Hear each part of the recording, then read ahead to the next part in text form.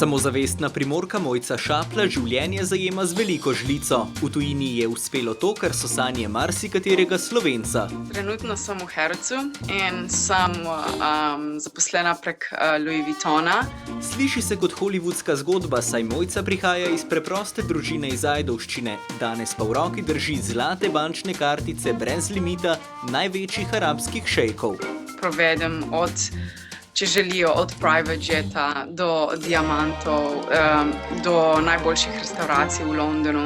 V bistvu pri nas ni limita. Kar si oni pač želijo, mi jim to prinesemo. Nekatere želje bogatašev bi nam spodnesle tla pod nogami. Od enega princa v Dubaju, on si je pač zaželel naše krofe iz Harrodsa. Se mi zdi, da jih je bilo 60 ali 70 in so bili dostavljeni with private jet. In cena? Nič posebnega, le nekaj manj kot 200.000 evrov. Kljub temu so bogati Arabci izjemno družinski in preprosti. Družina Altani, ki je trenutno tudi glavni holder Harrodsa. Oni so tudi lastniki Harrodsa.